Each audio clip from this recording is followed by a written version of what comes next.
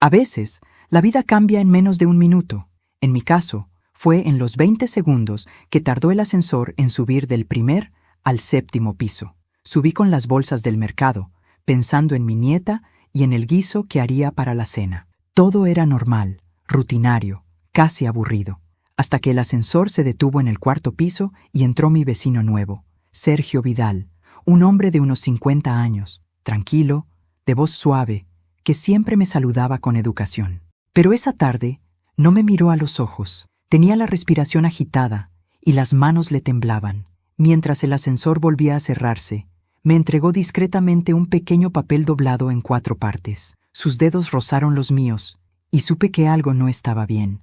Levanté la vista para preguntarle qué ocurría, pero él solo movió los labios y me susurró: «No diga nada». Abrí la nota sin pensar. Decía: «Finge que estás enferma y sal de aquí rápido». Me quedé paralizada. Mi primer impulso fue reírme, creer que era una broma absurda. Pero entonces vi su rostro, pálido, tenso, como el de alguien que sabe que el peligro está demasiado cerca. Mi corazón empezó a latir con fuerza. No entendía nada, pero algo dentro de mí me gritó que confiara. Me llevé la mano al pecho y fingí un mareo. «Ay, Dios mío», dije tambaleándome. «No me siento bien». Sergio presionó el botón de emergencia. El ascensor se detuvo entre pisos y con un esfuerzo logró abrir parcialmente la puerta. «Salga, señora Graciela», susurró con firmeza. «Ahora». Y eso hice. Salí temblando, con las bolsas cayendo al suelo. Me apoyé en la pared del pasillo mientras él quedaba adentro, sosteniendo la puerta. Cuando nuestras miradas se cruzaron por última vez, entendí que no era un juego. Había miedo verdadero en sus ojos. Pero antes de continuar, quiero hacerte una invitación muy especial. Suscríbete al canal y deja tu me gusta. Esto me ayuda a ver que me apoyas y disfrutas de mis historias. Y comenta aquí abajo desde qué ciudad nos estás viendo. Ahora continuemos. Minutos después, las sirenas comenzaron a llenar la calle. El ruido venía del estacionamiento y el eco subía por los muros del edificio. Desde mi ventana vi llegar patrullas y una ambulancia. Los vecinos empezaron a salir de sus departamentos, alarmados. Alguien gritó que el ascensor estaba detenido entre pisos. Alguien más dijo que había sangre. No entendía nada. Quise bajar, pero mis piernas no respondían. Me senté en el pasillo, tratando de procesar lo ocurrido. Sergio, la nota, el miedo en su rostro. ¿Qué había querido evitar? ¿Qué sabía que yo no? Un agente golpeó mi puerta unos minutos después. «¿Usted es la señora Graciela Montoya?», preguntó con tono urgente. «Sí, oficial». «¿Qué sucede? ¿Conocía al señor que estaba en el ascensor con usted?». Mi corazón se detuvo. «¿Qué le pasó?». «Fue encontrado sin vida cuando llegaron los paramédicos. Sentí un vacío en el estómago». «¿Cómo que sin vida? Si acabo de hablar con él». El policía bajó la mirada. Al parecer, alguien lo atacó. Esa noche no pude dormir. Cada vez que cerraba los ojos, veía su mirada. Pensaba en esa nota y en cómo, de no haberle hecho caso, habría sido yo quien quedara allí. Encendí la lámpara. Abrí la nota una y otra vez, como si las letras fueran a cambiar. El papel estaba manchado de sudor. En el reverso había algo escrito con tinta azul muy tenue. «No confíe en nadie del edificio». Sentí un escalofrío recorrerme el cuerpo. ¿Cómo era posible? Vivo aquí desde hace más de 30 años. Conozco a todos. A Marta, la del quinto, que siempre me pide azúcar. A los hermanos Díaz, que se pasan el día discutiendo. A mi nuera, Claudia, que vive en el huerto con mi hijo. Me congelé. Mi nuera, la misma que hacía una semana había discutido conmigo por una vieja herencia. A la mañana siguiente, la policía volvió a interrogarme. Querían saber por qué Sergio me había entregado esa nota. No supe qué decir. Tal vez se confundió. Tal vez pensó que yo era otra persona. Pero en el fondo, sabía que no. Él sabía exactamente quién era yo. Cuando el oficial se fue, me quedé sola en la sala. El ascensor seguía averiado y el silencio del edificio era insoportable. Tomé una decisión. No iba a quedarme esperando respuestas. Sergio había intentado salvarme por una razón. Y si esa razón tenía que ver con alguien dentro de estas paredes, entonces no iba a descansar hasta descubrir por qué alguien quería que yo no saliera viva de ese ascensor. Los días siguientes fueron una mezcla de silencio y susurros. El edificio entero parecía respirar distinto, como si las paredes retuvieran el eco de aquel crimen. Las puertas se cerraban más rápido, las cortinas se corrían con disimulo, y los ascensores, que antes eran el punto de encuentro entre vecinos, ahora se habían convertido en un lugar maldito. Cada vez que bajaba o subía por las escaleras, sentía las miradas clavadas en mi espalda. Algunos me saludaban con amabilidad fingida, otros simplemente apartaban la vista. Era como si todos supieran algo, menos yo. La policía había venido varias veces. Querían saber qué había pasado entre Sergio y yo. Les conté lo que recordaba, su mirada, la nota, el miedo. El agente principal, un hombre de rostro cansado, me escuchó con atención. ¿Y dice que no lo conocía?, preguntó. Apenas lo saludaba en el pasillo. Interesante, murmuró, revisando su libreta, porque encontramos su nombre escrito en una hoja dentro de su departamento. ¿Mi nombre?, pregunté sorprendida. ¿Está seguro? Graciela Montoya, 7º piso. Lo escribió junto a otros 2 nombres, pero los otros estaban tachados. No supe qué responder. El agente me observó unos segundos más y añadió: ¿Sabe usted si tenía enemigos? No, pero parece que yo sí tengo uno. Esa noche me costó dormir. El reloj marcaba las 2 de la madrugada cuando oí pasos en el pasillo. Me levanté en silencio y acerqué el oído a la puerta. Alguien estaba allí afuera, respirando. Sentí un nudo en la garganta. De pronto, algo cayó. Un pequeño sobre blanco se deslizó bajo la puerta.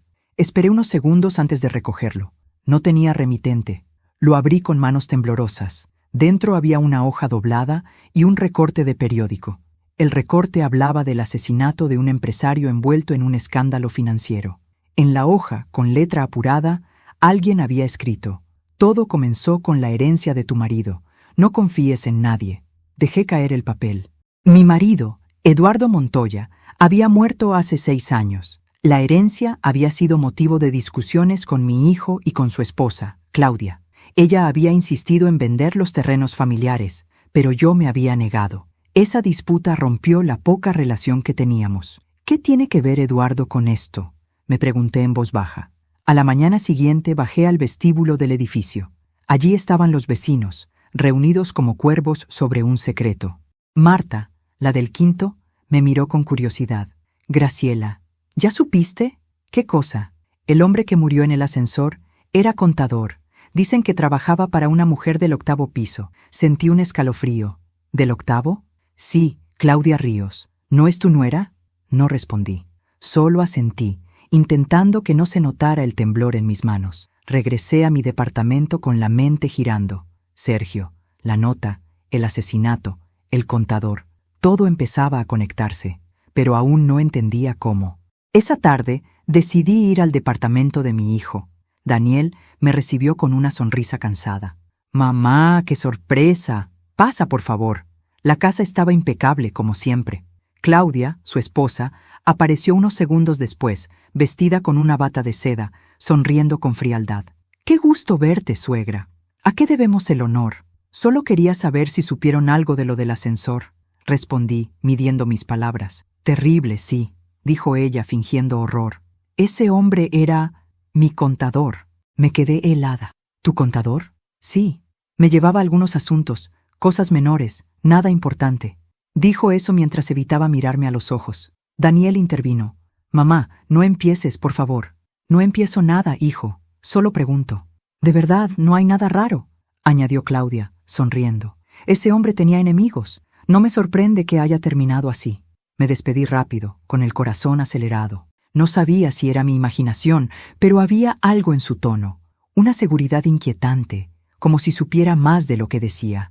Esa noche revisé los documentos viejos de mi esposo. En una de las carpetas encontré una hoja con un nombre subrayado: Sergio Vidal, el mismo hombre que me había entregado la nota, y en el margen la letra de mi marido había escrito: «Contactar si algo me pasa». Se me heló la sangre. ¿Sergio conocía a Eduardo? ¿Me estaba cuidando por encargo de mi propio esposo? ¿Y Claudia? ¿Qué papel jugaba en todo esto? A medianoche decidí salir al pasillo. No podía dormir. Al llegar al ascensor, vi algo que me heló la sangre. La puerta estaba abierta, aún con las manchas secas del día del crimen. En el suelo, una pequeña mancha de tinta azul. la misma tinta de la nota que Sergio me había entregado. Miré hacia arriba, hacia el piso 8, y por un instante juraría haber visto la sombra de una mujer observándome desde el pasillo superior. Una sombra alta, quieta, con una bata de seda idéntica a la de Claudia. Me retiré despacio, cerré la puerta de mi departamento y aseguré la cerradura. Me senté en la oscuridad sin poder dejar de pensar. La nota, el recorte, el nombre de mi esposo, la conexión con Sergio, todo apuntaba a una verdad que apenas empezaba a asomar. Y aunque el miedo me paralizaba, dentro de mí crecía otra cosa, una sospecha que dolía más que el terror. Porque si Sergio había sido mi protector, entonces la amenaza debía venir de alguien que yo amaba. Pasaron 3 días desde la última vez que dormí bien. Desde que supe que el nombre de Sergio Vidal estaba escrito en los papeles de mi difunto esposo, no podía apartar su rostro de mi mente. Esa mirada desesperada, esa nota escrita con tinta azul, esa advertencia que me salvó la vida, ya no era coincidencia. Era un mensaje que venía del pasado, de un pasado que alguien intentaba borrar. El edificio entero parecía mirarme distinto.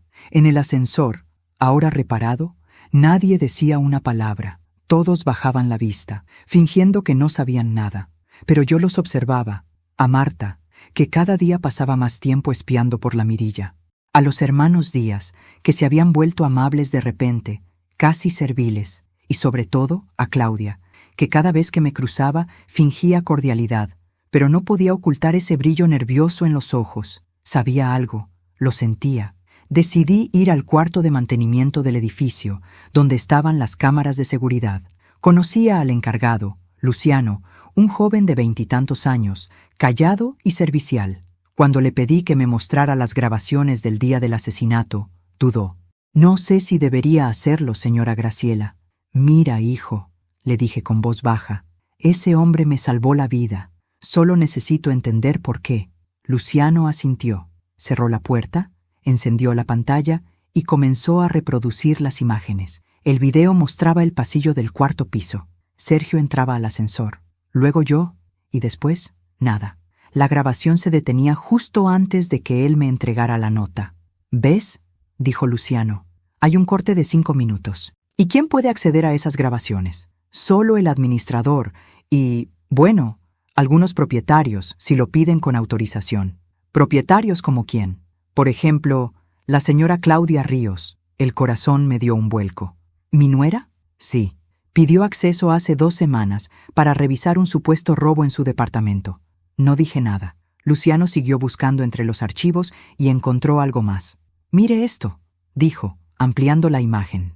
En el pasillo del 8º piso, apenas 1 hora antes del crimen, se veía a Claudia entrando al edificio con un bolso grande de color negro. 10 minutos después, salía corriendo. «¿Podrías hacerme una copia de esto?», le pedí.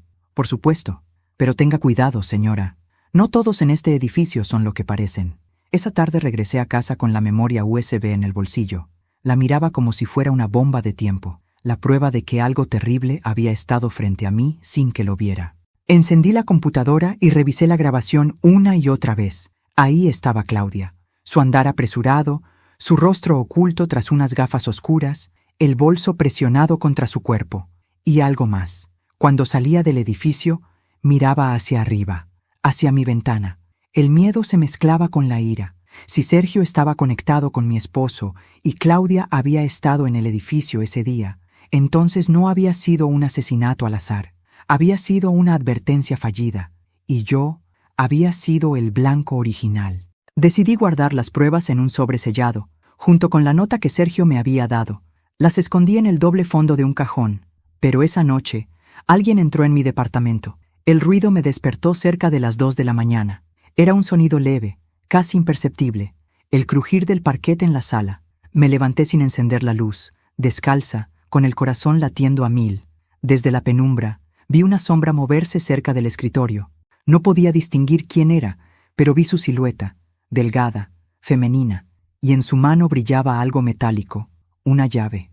Me escondí detrás de la puerta y esperé. La sombra abrió el cajón, rebuscó con torpeza y luego salió apresuradamente. Cuando me atreví a mirar, el sobre había desaparecido. Salí al pasillo, pero ya no había nadie, solo el olor de un perfume caro.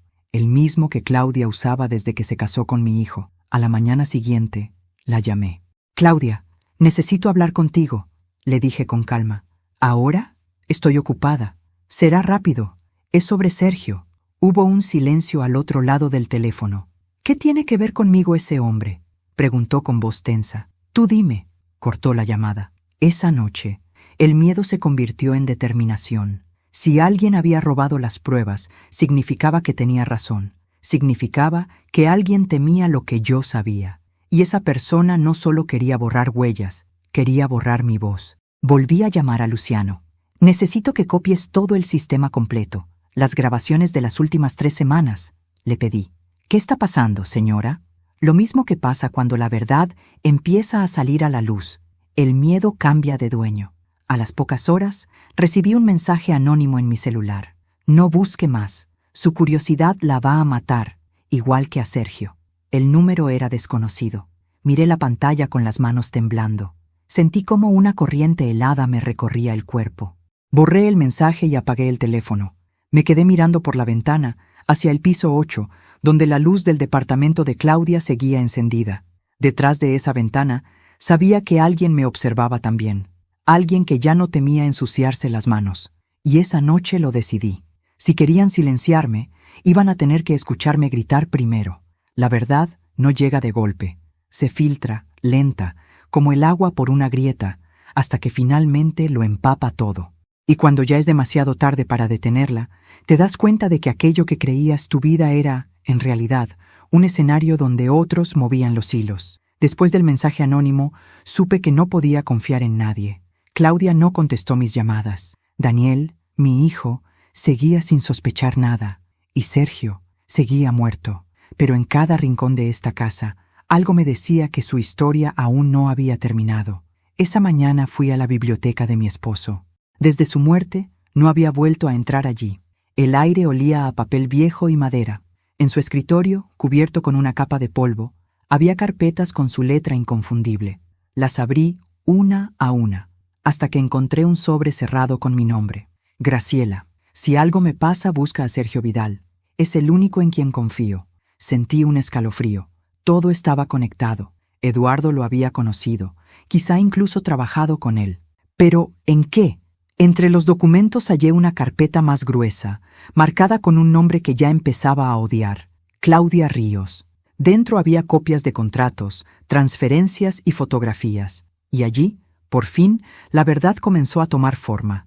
Mi marido había descubierto, antes de morir, que Claudia y su familia habían usado empresas fantasmas para desviar dinero de los bienes familiares. Sergio, que entonces trabajaba como auditor, había sido su colaborador en secreto.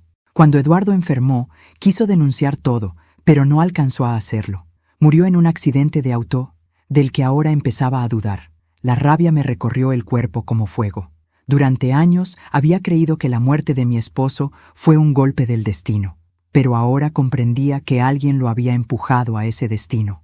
Claudia, la mujer que se casó con mi hijo por conveniencia, la que sonreía mientras me robaba, la que tal vez mató a mi esposo y luego quiso deshacerse de mí. Me temblaban las manos. Por un momento el odio me nubló la vista, pero respiré hondo. Si algo aprendí en la vida es que la furia sin inteligencia es un arma que se dispara sola, y yo no iba a cometer ese error. Llamé a Luciano. «Necesito tu ayuda otra vez, hijo». «¿Encontró algo?», preguntó. «Demasiado, pero no puedo probarlo sola». Le pedí que viniera esa noche. Trajo su computadora y revisamos juntos las copias de seguridad del sistema. «Mire esto», dijo ampliando una de las grabaciones. La noche anterior al asesinato, alguien entró a la oficina del administrador. «¿Puedes acercar más?». Luciano ajustó la imagen. El rostro de Claudia apareció nítido, iluminado por la pantalla del computador. Sacaba un USB y lo reemplazaba por otro idéntico. «Está alterando las grabaciones», susurró él. «Y no solo eso», dije. «Está borrando su propio rastro». Pasé el resto de la noche sentada en la sala, con las luces apagadas, mirando la ventana iluminada del 8º piso. Claudia todavía no sabía que yo tenía las pruebas que necesitaba, y eso me daba una pequeña ventaja. El problema era Daniel. Mi hijo seguía defendiéndola ciegamente. A la mañana siguiente lo cité para hablar. «Hijo, Necesito que me escuches sin interrumpirme. Mamá, otra vez con eso. Daniel, dije con firmeza, tu padre no murió en un accidente. Lo vi palidecer. ¿Qué estás diciendo? Tengo pruebas, documentos. Tu esposa estaba involucrada en un fraude, y el hombre que murió en el ascensor era parte de esa trama. Basta, mamá, gritó, levantándose. No inventes locuras. No inventó nada. Ella sabía que Sergio iba a hablar, por eso lo mataron. ¿Ella? Estás delirando. Me miró con furia, pero en el fondo vi algo distinto. Miedo. Miedo a que fuera verdad. Esa noche me llamó Claudia. ¿Qué le dijiste a Daniel? Preguntó con voz baja, contenida. Solo la verdad. Deberías tener cuidado, suegra. La gente que remueve el pasado a veces termina enterrada con él. ¿Es una amenaza? No, es un consejo. Y colgó. Me quedé mirando el teléfono, temblando. Era la primera vez que mostraba su verdadero rostro. Ya no se molestaba en fingir. A medianoche bajé al buzón y encontré un sobre con la misma tinta azul que la nota del ascensor. Dentro, una sola frase. No la enfrente sola. Esperé mi señal. El corazón me dio un vuelco. La letra era la misma de Sergio. ¿Era posible? ¿Podía estar vivo? Subí corriendo, con el sobre apretado contra el pecho. Si Sergio había sobrevivido, significaba que todo aún podía cambiar. Y si no, alguien estaba siguiendo su plan por él. Esa noche no dormí. El miedo ya no era miedo, era combustible. El dolor se había convertido en estrategia, y por primera vez en mucho tiempo dejé de ser la víctima. Tomé los documentos de mi esposo, las grabaciones de Luciano y la nota. Lo puse todo en una carpeta roja y escribí una frase encima. La verdad no se esconde, se espera. Guardé la carpeta en un lugar seguro. Sabía que Claudia no se quedaría quieta. Sabía que vendría por mí. Y cuando lo hiciera, la iba a estar esperando. Cuando una mujer ha sido traicionada muchas veces, aprende a sonreír incluso mientras cava la trampa. Y yo llevaba toda una vida aprendiendo. La carta con la letra de Sergio me dio el impulso que necesitaba. No la enfrente sola. Espere mi señal. Esa fue la frase que me mantuvo en pie. No sabía si venía de él o de alguien que seguía su rastro, pero el mensaje era claro. No debía precipitarme. Pasé los días siguientes planificando. Había que hacerlo con calma, sin levantar sospechas, porque si algo caracterizaba a Claudia, era su habilidad para fingir. Sabía manipular, sabía mentir y, sobre todo, sabía esconder el miedo. Decidí organizar una cena familiar. Era algo que no hacía desde antes de la muerte de Eduardo. Llamé a Daniel con la voz más dulce que pude fingir. Hijo, hace tiempo que no cenamos juntos. Quisiera invitarlos. ¿Estás segura, mamá? Claudia no sabe si... Dile que será una cena tranquila, solo familia. Está bien, le diré. Cuando colgué, respiré hondo. Tranquila, pensé. Justamente eso no será. Antes de continuar, dime aquí en los comentarios qué te está pareciendo esta historia hasta ahora y qué harías tú en mi lugar. No te vayas del video, porque lo que viene a continuación te pondrá la piel de gallina. Ahora, continuemos. Esa noche, me senté frente a la mesa y observé cada detalle.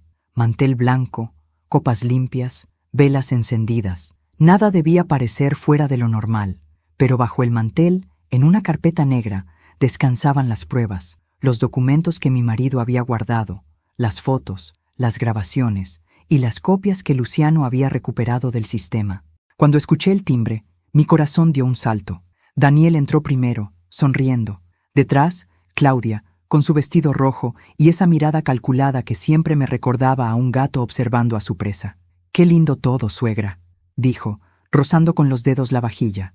No sabía que aún tenía ganas de celebrar algo. «Siempre hay algo que celebrar, hija», respondí, sobre todo cuando las máscaras empiezan a caerse. Ella sonrió, sin entender, aún. El invitado especial llegó unos minutos después, Luciano. «¿Y este quién es?», preguntó Claudia con tono molesto. «Un amigo de la familia», dije. «Me ha ayudado mucho últimamente». Luciano saludó cortésmente y se sentó a mi lado. El ambiente era espeso. Daniel intentaba romper el hielo con banalidades, pero la tensión se podía cortar con un cuchillo. Comenzamos a cenar. Entre bocados y miradas, yo esperaba el momento justo. Cuando Claudia sirvió el vino, vi sus manos temblar apenas. Era mínima la señal, pero para mí fue suficiente. Sabía que algo la inquietaba. Quizá intuía que ya no controlaba el tablero. Daniel, dije en voz alta, fingiendo una sonrisa. ¿Recuerdas al hombre del ascensor? Él asintió, incómodo. ¿Por qué lo mencionas? Porque me he enterado de algo interesante. Saqué del cajón la carpeta negra y la puse sobre la mesa. Claudia palideció. ¿Qué es eso?, preguntó. La verdad, respondí. Luciano encendió su computadora portátil y proyectó en la pared una imagen, una de las grabaciones recuperadas. En ella se veía claramente a Claudia entrando al cuarto de mantenimiento, reemplazando un USB. Daniel se levantó de golpe. ¿Qué significa esto? Que alguien, respondí, borró las grabaciones que podían demostrar quién mató a Sergio Vidal. Claudia intentó mantener la calma. No sé de qué hablan. Claro que lo sabes, dije, firme. Sergio trabajó con Eduardo. Y cuando tu suegro descubrió tus fraudes, lo hiciste callar. El silencio cayó como un martillazo. Daniel se llevó las manos a la cabeza. Claudia, dime que no es cierto. Por supuesto que no, gritó. Esa grabación es falsa. Luciano la miró sin pestañear. Podría ser, si no fuera porque también tengo los archivos financieros que ella modificó y las transferencias a su nombre. Claudia perdió el color. Intentó levantarse, pero Daniel la detuvo. ¿Qué hiciste, Claudia? Ella no respondió. Solo empezó a llorar, cubriéndose el rostro con las manos. Yo la observé en silencio. No sentí alivio ni triunfo, solo una tristeza profunda. Había amado a esa mujer como a una hija, y ella me había devuelto veneno. Pero la justicia, aunque tarde, llega. El teléfono de la sala sonó de pronto. Luciano contestó y me lo pasó. Para usted, señora. Al otro lado, una voz desconocida dijo, ya está hecho. El expediente fue entregado. Ella no saldrá del país. Colgué sin decir palabra. Claudia me miró aterrada. ¿Qué hiciste? Nada que no merezcas, respondí. Solo devolví el favor que me diste en el ascensor. Daniel, en shock, se dejó caer en la silla. Claudia comenzó a gritarle que todo era mentira, que yo la estaba manipulando, que lo perdería todo. Pero él ya no la escuchaba. Solo repetía, tú lo mataste, tú lo mataste. Ella se derrumbó, llorando, y en ese momento supe que había terminado. Esa noche, cuando se la llevaron los agentes, el edificio entero salió al pasillo. Nadie decía nada, solo observaban cómo la mujer del vestido rojo bajaba las escaleras esposada. Luciano se acercó y me dijo, «Hizo lo correcto, señora». «No», respondí, «hice lo necesario». Cuando cerraron la puerta y el silencio volvió, miré al techo, a las cámaras y susurré, «Gracias, Sergio», porque aunque nunca volví a verlo, entendí que él fue la primera ficha en un plan que empezó mucho antes de que yo lo supiera. Pasaron 3 días desde la noche de la cena. 3 días en los que no dormí, no comí y apenas hablé con nadie. El edificio, antes lleno de murmullos, ahora parecía respirar en silencio. Nadie mencionaba el nombre de Claudia. Nadie se atrevía. Pero su sombra seguía allí, flotando en el aire como un perfume que no se va. Daniel no volvió a casa. Lo entendía. Necesitaba tiempo para digerir que la mujer con la que compartió una década había sido capaz de tanto. Y yo, aunque no lo decía en voz alta, también necesitaba asimilar que la persona que más daño me había hecho seguía viva y quería verme. La llamada llegó una tarde, cuando el cielo se pintaba de gris. ¿La señora Graciela Montoya?, preguntó una voz firme al otro lado. Sí, la interna Claudia Ríos solicita verla. Está bajo custodia preventiva. ¿Verme? ¿Para qué? Dice que tiene algo que confesarle. Por un momento pensé en negarme. No le debía nada. Pero algo en mi interior me impulsó a aceptar. Quizás necesitaba escucharla decirlo. Quizás, en el fondo, quería mirar al monstruo a los ojos y comprobar que, efectivamente, había sido humano alguna vez. El centro de detención olía a humedad y desinfectante. El eco de las puertas metálicas se mezclaba con el murmullo lejano de las custodias. Cuando me guiaron hasta la sala de visitas, la vi detrás del vidrio, pálida, despeinada, sin maquillaje. Su mirada, antes altiva, ahora era un pozo vacío. Por un segundo sentí lástima. Solo un segundo. «Gracias por venir», dijo, tomando el teléfono. «No vine por ti, Claudia», respondí. «Vine por la verdad». Ella bajó la mirada y respiró hondo. «No maté a Sergio», dijo de pronto. Me quedé en silencio. «¿Qué? Escúchame. No lo maté yo. ¿Y quieres que crea eso?» Fue Daniel. El mundo pareció detenerse. «¿Qué estás diciendo?», susurré. «Sergio sabía cosas sobre mí». «Sí, pero también sabía cosas sobre tu hijo». «No», grité. ¡Eso es mentira! No, Graciela. Tu hijo se asustó. Pensó que si Sergio hablaba, toda la familia quedaría manchada. Lo enfrentó en el ascensor. Se pelearon. El golpe fue más fuerte de lo que esperaba. Yo llegué después. Me quedé paralizada. ¿Por qué inventar eso ahora? Porque no me conviene morir sola, respondió mirándome con un brillo helado en los ojos. La custodia golpeó la puerta, pero pedí unos minutos más. Necesitaba entender si lo que acababa de oír era una mentira más o la pieza que faltaba del rompecabezas. Claudia continuó con la voz casi temblorosa. Yo intenté cubrirlo, borré las grabaciones, manipulé los archivos, pero todo fue por él, Graciela, no por mí. ¿Y por qué confesar ahora? Porque él no tardará en hundirte a ti también. Lo conozco, es débil, no soportará la culpa. Me quedé mirando su rostro. No había lágrimas, ni remordimiento, solo una calma inquietante, la de alguien que sabe que su última carta aún puede causar estragos. ¿Por qué me citaste, Claudia?, pregunté al fin. Porque quiero un trato, dijo. Si me ayudas a salir, prometo entregarte algo que tu esposo dejó antes de morir. ¿De qué hablas? De una grabación. Eduardo sabía que algo iba a pasar, y la dejó conmigo. ¿Una grabación? Sí, pero si no salgo de aquí, nadie la verá jamás. La miré en silencio. Sabía que podía ser un engaño, otra manipulación más, pero también sabía que Claudia nunca decía algo sin un propósito. ¿Dónde está?, pregunté. Ella sonrió. Ah, no, querida. Primero quiero mi libertad. Luego te daré el resto. El guardia abrió la puerta. Tiempo terminado. Claudia colgó el teléfono, se levantó y antes de irse me dijo, sin mirarme: si crees que ganaste, estás equivocada. Tu familia sigue manchada. Sergio solo destapó la mitad. Regresé a casa con la mente en guerra. Su historia era absurda, pero había algo en su tono, una verdad escondida entre mentiras. Daniel no respondía a mis llamadas, y en el fondo, un miedo horrible empezó a crecer. ¿Y si Claudia no mentía? ¿Y si mi hijo realmente había estado allí, en ese ascensor? Busqué la carpeta con las pruebas, las fotos, los registros. Había olvidado un detalle. En una de las imágenes del ascensor, justo en el reflejo del acero pulido, se veía una sombra, alta, masculina. Y no era Sergio, tampoco era yo. Esa noche, antes de dormir, me miré al espejo. Mi rostro estaba cansado, pero mis ojos seguían firmes. Si mi hijo tiene parte en esto, me dije, lo descubriré. Y si no, entonces Claudia pagará por el último engaño de su vida, porque la verdad, tarde o temprano, siempre exige su sacrificio.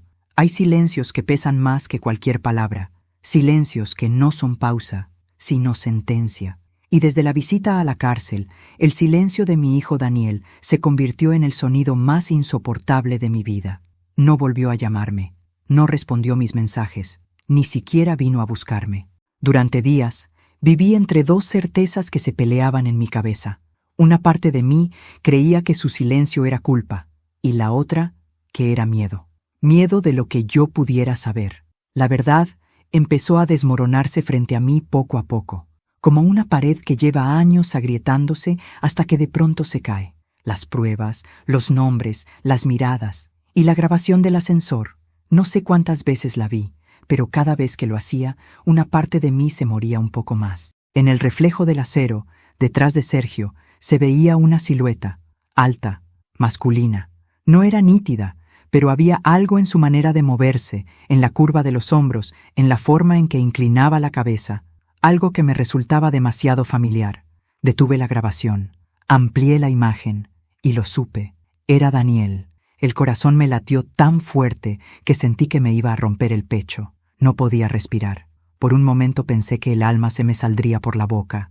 Claudia no había mentido. Al menos, no del todo. Esa noche, la casa se sentía más fría que nunca. Me quedé despierta en la sala, con las luces apagadas, mirando la lluvia golpear los vidrios. Cada gota que caía me recordaba una mentira, una traición, una palabra que preferí no escuchar cuando todavía podía hacerlo. Cuando Daniel era niño, siempre venía a mi cama cuando tenía pesadillas. Se acurrucaba a mi lado y me decía, «Mamá, no dejes que me lleve el hombre de los ojos oscuros». Y yo le acariciaba el cabello y le susurraba, «Mientras yo respire, nadie te hará daño». Esa noche me di cuenta de que yo no había podido cumplir esa promesa. No lo protegí del mundo. Y, peor aún, No lo protegí de sí mismo. Cerca del amanecer sonó el timbre. Me sobresalté. Fui hasta la puerta con el corazón desbocado. Cuando la abrí, Daniel estaba ahí, despeinado, ojeroso, con la mirada perdida. Parecía no haber dormido en días. «Mamá», dijo con un hilo de voz, «necesito hablar contigo». Por un instante, quise cerrarle la puerta, no porque no quisiera verlo, sino porque no sabía si tenía la fuerza para escucharlo. Pero al final, el amor puede más que la rabia. «Pasa», susurré. Se sentó en el sofá, con las manos entrelazadas. Ninguno de los dos habló durante varios minutos. Solo se escuchaba el tic-tac del reloj, marcando la distancia entre lo que fuimos y lo que ya no seríamos. «Claudia te dijo algo, ¿verdad?», preguntó al fin. «Sí, y quiero escucharlo de ti». Guardó silencio. Respiró hondo. Me miró con los ojos enrojecidos. Fue un accidente. Esa frase, tan corta, me destruyó. Me hundí en la silla. Quise creer que lo había oído mal, pero no. Daniel se llevó las manos al rostro. «Sergio vino a buscarme», dijo entre sollozos. Me dijo que tenía pruebas, que iba a revelar todo lo que Claudia estaba haciendo, que si no cooperaba, iba a arruinar mi carrera, mi nombre, todo. «¿Y tú qué hiciste?» Fui a enfrentarlo. Contó que lo esperó en el ascensor, que discutieron, que Sergio le dijo que tenía información que podía hundirnos a todos. Yo estaba furioso, mamá. No sabía qué hacer. «¿Y entonces?», pregunté, apenas conteniendo las lágrimas. Me empujó, y yo lo empujé también. Se golpeó la cabeza. Cayó. No se movía. La voz se le quebró. Yo lo escuchaba, paralizada, como si no fuera mi hijo quien hablaba, como si de pronto estuviera frente a un desconocido. «Llamé a Claudia», continuó. «Ella vino enseguida. Me gritó, me dijo que me calmara, que ella se encargaría. ¿Y qué hizo? Me hizo salir del lugar. Dijo que se ocuparía de todo, que nadie debía saberlo». Cerré los ojos. Recordé la sangre en el suelo del ascensor, la nota de Sergio, el miedo en su mirada, el reflejo metálico, la sombra detrás. Todo encajaba. «¿Y por qué no me lo dijiste antes?», pregunté, con la voz temblorosa. «Porque tenía miedo, mamá, miedo de perderte». «Ya me perdiste, hijo». Las palabras salieron sin pensarlas, y me dolieron tanto como a él. Daniel se desplomó en el sofá, llorando. Yo lo miraba, sin saber si abrazarlo o gritarle. Tenía enfrente al niño que alguna vez fue mi orgullo, mi razón de vivir, y al mismo tiempo, al hombre que había destruido lo poco que me quedaba de fe. El amanecer empezó a teñir la sala de un color triste. Nos quedamos en silencio largo rato. Solo el sonido de su llanto llenaba el aire. Finalmente, dijo algo que me desarmó. «No sé si Dios podrá perdonarme, pero quiero que tú lo hagas». Me quedé mirándolo.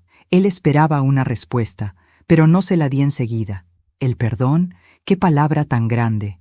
Fácil de decir cuando no se ha perdido nada, pero cuando se ha perdido todo, pesa como una piedra en el pecho. «No puedo prometerte eso», le dije, «pero puedo intentarlo». Se levantó y me abrazó. Sentí su cuerpo temblar contra el mío, como cuando era pequeño y tenía fiebre. Por un instante volví a ser su madre, solo su madre, sin juicios, sin rabia, sin miedo. Pero en algún rincón de mi alma, una voz susurraba que el amor no debía cegarme otra vez, porque si lo amaba de verdad, debía dejarlo enfrentar lo que hizo. Nos separamos en silencio. «Claudia te manipuló», le dije, «pero eso no te absuelve». «Lo sé», susurró, «y por eso voy a entregarme». «¿Qué? Ya hablé con un abogado. Quiero confesar. No puedo seguir viviendo con esto». Me temblaron las piernas. «No lo hagas. Tengo que hacerlo, mamá. Tú me enseñaste que los errores no se esconden, se enfrentan. No así.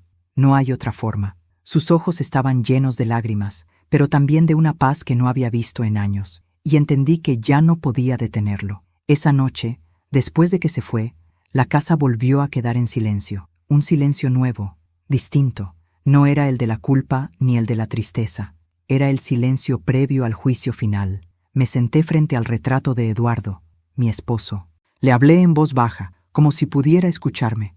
«Viejo, él va a entregarse. Dice que quiere hacerlo por dignidad». En la penumbra, el rostro de Eduardo parecía mirarme con una mezcla de compasión y serenidad. Cerré los ojos y por un instante sentí su voz. «No destruyas a tu hijo, Graciela. Déjalo que se salve por su propia culpa. Lloré con toda el alma, porque entendí que el amor de una madre no se mide por cuánto protege, sino por cuánto deja ir. A la mañana siguiente el teléfono sonó. Era el agente del caso. Señora Montoya, encontramos algo que debería escuchar. Me presenté en la comisaría. En una pequeña sala me mostraron una grabación recuperada del archivo de Claudia. Cuando la reprodujeron, la voz de Eduardo llenó la habitación. Si estás escuchando esto, Graciela, es porque todo salió mal. Claudia no es lo que aparenta. Pero si algo me pasa, no busques venganza. Cuida a Daniel. Él no es malo. Está ciego. No permitas que el odio lo hunda más de lo que ya está. Si alguna vez te toca elegir entre la verdad y tu hijo, elige salvar su alma. Me tapé la boca para no gritar. Las lágrimas me nublaron la vista. Eduardo había sabido. Había visto venir la tormenta y aún así intentó salvarnos a todos. Regresé a casa con el alma hecha pedazos. En la puerta me esperaba Daniel, sus ojos hinchados, la mirada resignada. «Ya lo decidí, mamá», dijo. «Voy a entregarme». No puedo seguir huyendo. No quiero que mi vida sea una mentira más». Nos abrazamos en silencio. Sentí su corazón golpear contra el mío, desesperado, y supe que no había marcha atrás. «Hagas lo que hagas», le dije al oído. «Hazlo con dignidad». Se apartó, me besó la frente y se fue. Lo vi caminar por el pasillo sin volver la vista atrás. Y en ese instante entendí que a veces el amor más puro consiste en dejar que los hijos paguen por sus propios errores. Esa noche, la lluvia volvió. El sonido del agua contra los vidrios era como una melodía triste, pero serena.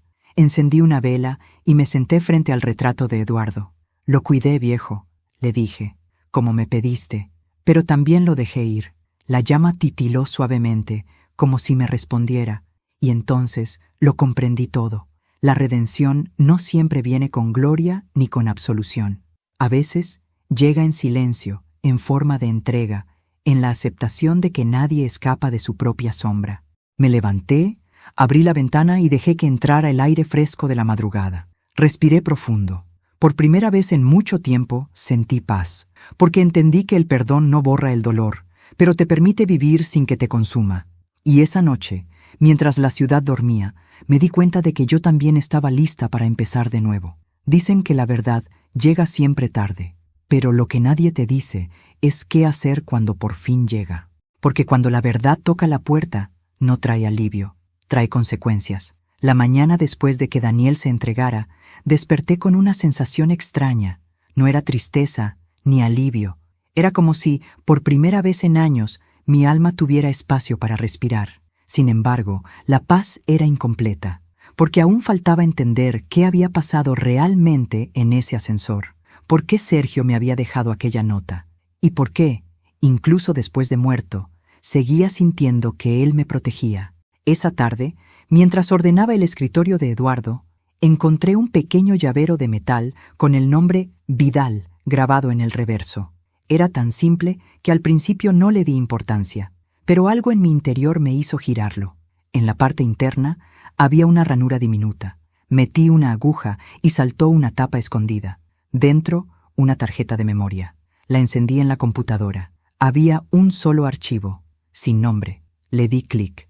La pantalla se llenó con una grabación borrosa, tomada con una cámara de seguridad. Aparecía mi esposo, Eduardo, sentado en su despacho. A su lado, un hombre joven, de unos 40 años, con barba rala y ojos cansados. Era Sergio Vidal. «Eduardo, si me pasa algo, quiero que esta grabación llegue a mi esposa. Ella debe saber la verdad. Sergio, ¿está seguro, don Eduardo? Si esto sale a la luz, su nuera no será la única implicada». Eduardo, «Lo sé, pero ya no puedo seguir callando. Claudia no está sola, hay alguien más». Sergio, «¿Quién?» Eduardo, suspira. «Mi hijo».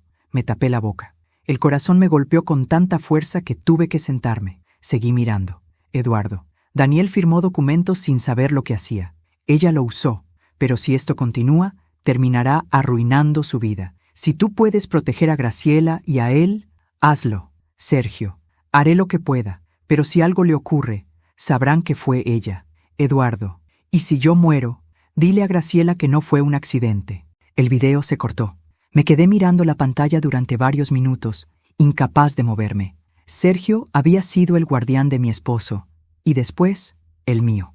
Él sabía lo que estaba por pasar, y me dejó aquella nota no solo para salvarme de Claudia, sino también de mi propio hijo. Esa noche volví al edificio del ascensor.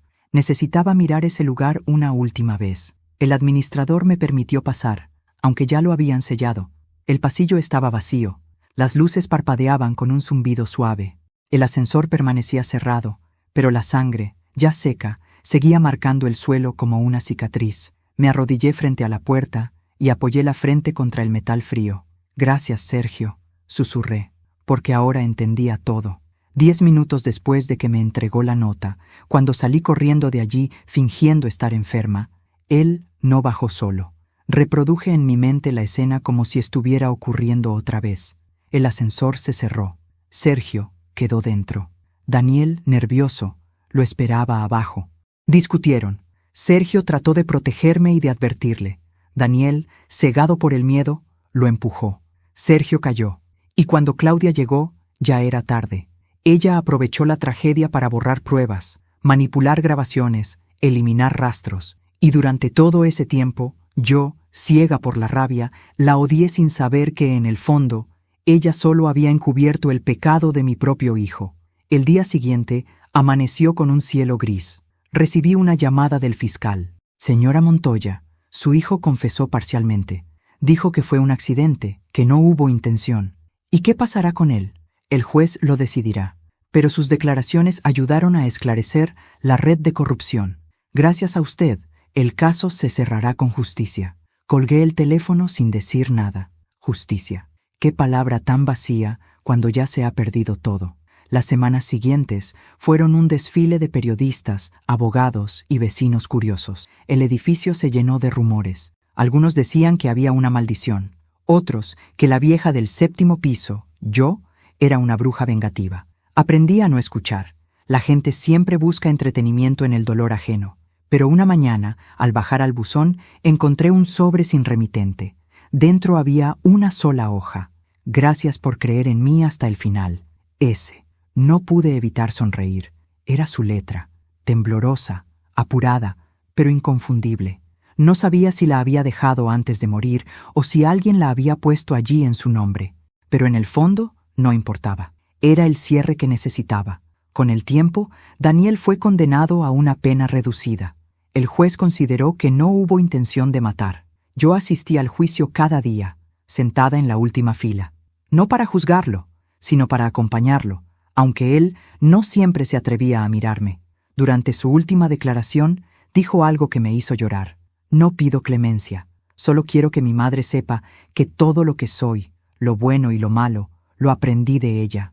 Y por primera vez en meses, sonreí, porque en medio de tanto dolor, esas palabras fueron mi redención. Cuando salió de prisión, 2 años después, vino a verme. Había envejecido, pero sus ojos tenían una luz nueva, humilde. Nos abrazamos largo rato. No hablamos del pasado. Ya no hacía falta. El perdón había dejado de ser una palabra y se había convertido en un lugar donde ambos podíamos respirar. «¿Y ahora qué harás?», le pregunté. «Irme», respondió. «Empezar en otro lugar». Pero esta vez sin mentiras. «¿Y Claudia?». «Pidió el divorcio desde la cárcel. No quiero volver a saber de ella». Asentí en silencio. Cuando se fue, lo vi caminar por el pasillo del edificio, igual que aquella noche en que se entregó, solo que ahora ya no iba huyendo, iba buscando volver a vivir. Pasaron meses. El edificio, antes cargado de sombras, empezó a llenarse de vida. Nuevos vecinos, niños riendo en los pasillos, flores en las ventanas. Yo también empecé a salir más. Volví a la jardinería, a leer en el parque, a mirar los atardeceres sin sentir culpa. Una tarde, mientras podaba mis rosales, se me acercó una mujer joven. Tenía el cabello castaño y los ojos claros. «¿Usted es la señora Montoya?», preguntó. «Sí, soy la hija de Sergio Vidal». Me quedé sin palabras. «Mi padre hablaba mucho de usted», dijo con una sonrisa tímida. «Siempre decía que si algo le pasaba, yo debía venir a agradecerle».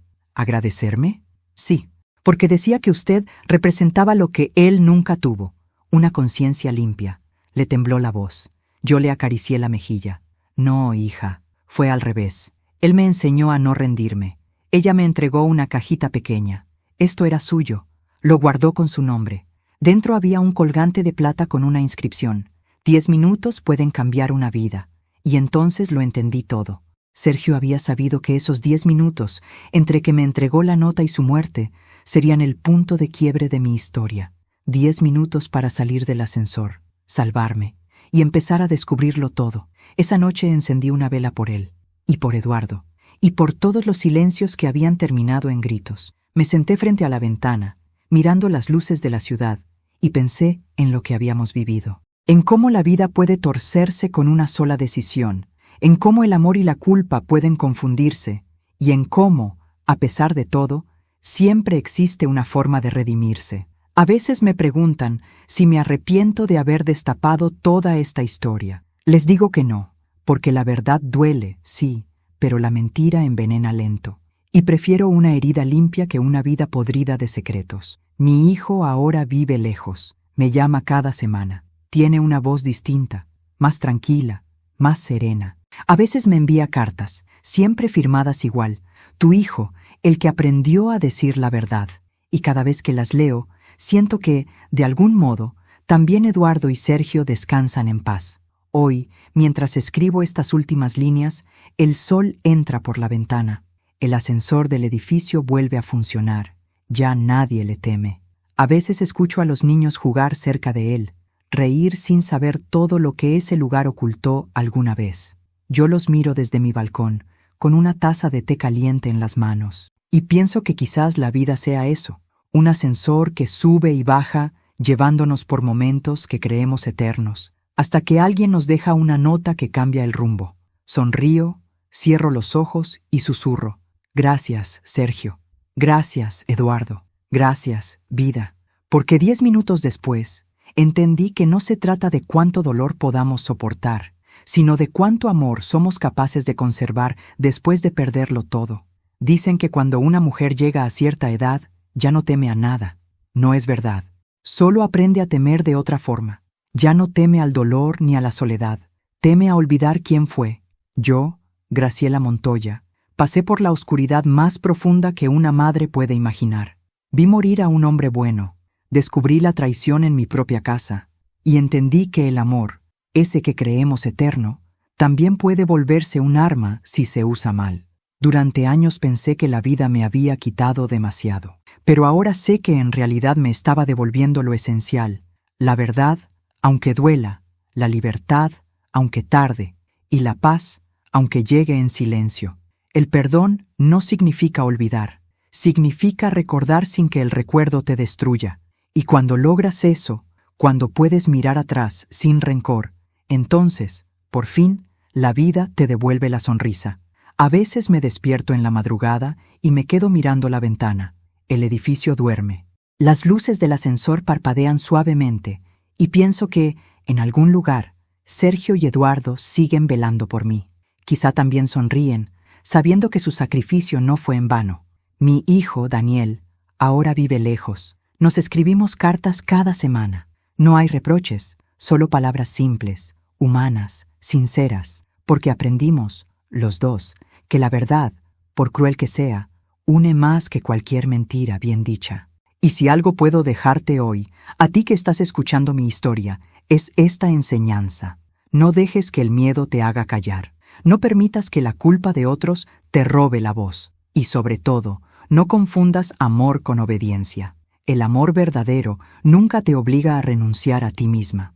A veces basta una nota, un gesto o un simple «finge que estás enferma» para cambiar el rumbo de toda una vida. Y aunque el pasado no se puede reescribir, sí se puede aprender a contarlo sin lágrimas. Y ahora, antes de despedirme, quiero hacerte una invitación muy especial. Suscríbete al canal si aún no lo has hecho, y deja tu me gusta si esta historia tocó tu corazón. Eso me ayuda a ver que me acompañas, que me escuchas, y que no camino sola en este viaje de memorias y cicatrices. Y por favor, comenta aquí abajo desde qué ciudad nos estás viendo.